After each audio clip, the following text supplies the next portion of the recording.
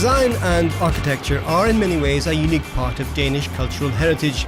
Although from the outside it may look like an ordinary modern upper high school, inside it's a different story. Ørstad Gymnasium opened in 2007, has no walls, no classrooms and spaces that are only loosely defined by permeable borders.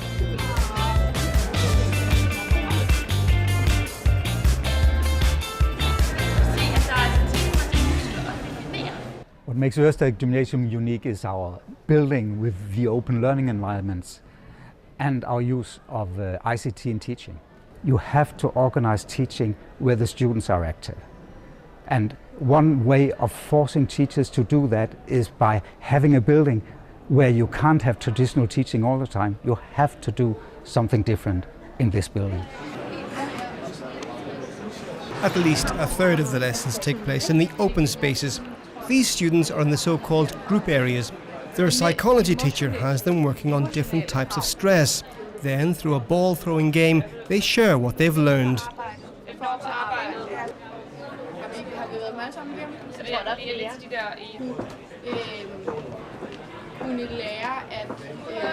I have to make my teaching much more differentiated and activated. And I have to structure it before I go into the class. You see, there will always be people passing by. There will be noise somewhere. So you have to be sure that they are doing what you want them to do. The staircase is the focal point of the building and the symbol of the school. Here, students can chat, meet their friends, and get some exercise with the frequent up and down trips. 3 circular areas are dedicated to breaks and free time in between lessons, although students also use them as work areas. I chose it because of, first of all, the study line psychology. I think that's really interesting.